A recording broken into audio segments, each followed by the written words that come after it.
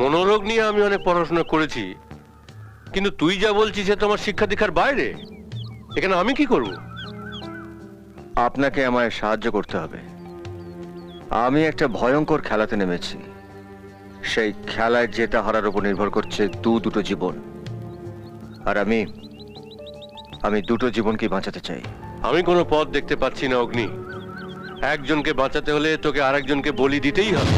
না, একজনকেও বলি দেব না আমি।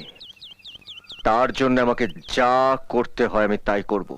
অগ্নি, জীবন নিয়ে ছেলেখেলা করিস না।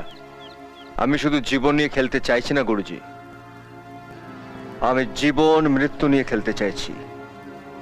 I want to break all the concept of psychiatry. আমাকে কি করতে হবে? আপনি হবেন সেই মরণ যজ্ঞের পুরোহিত।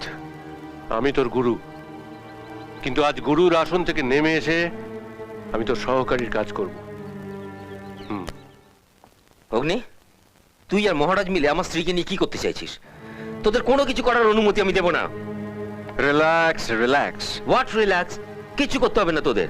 ওর জীবন নিয়ে আর আমি তোদের ছেলে খেলা করতে দেবো না। তোর চিকিৎসার কোনো দরকার নেই আমার। শোন, আমার কথা শোন। তোর কোনো কথা আমি শুনবো না।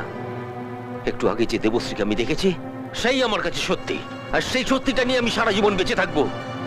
আমি ওকে নিয়ে বিদেশে যাব, আর সেখানেই ওর ট্রিটমেন্ট আমি করাবো। যা যা যা, যেখানে খুশি যা, কিন্তু যাওয়ার আগে আমার একটা কথা শুনে যা। পৃথিবীর কোনো মনোরোগ বিশেষজ্ঞ তোর স্ত্রীকে ভালো করতে পারবে না, কারণ তুই যেখানেই যাবি সেখানে তুই দেবশ্রীকে একা নিয়ে যেতে পারবি না। সঙ্গে যাবে ওই চন্দ্রমুখী, আর যতদিন চন্দ্রমুখী দেবশ্রীর মধ্যে বেঁচে থাকবে ততদিন জেনে রাখবি দেবশ্রী তোর স্ত্রী নয়, তোর মৃত্যু দূত।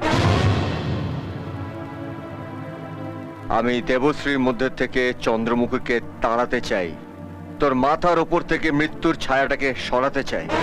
আমরা কেউ তোর স্ত্রীর জীবন নিয়ে ছেলে খেলা করছি না সুমিত। আমরা শুধু তোদের দুজনের জীবনটাকে বাঁচাতে চাইছি, আরো সুন্দর করতে চাইছি।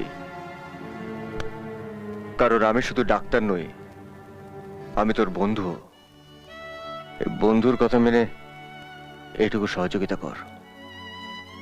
আজ রাতের মধ্যে আমি তোর স্ত্রীকে আমি তোর কাছে ফিরিয়ে দেব। যা, দেবশ্রী একা আছে, যা।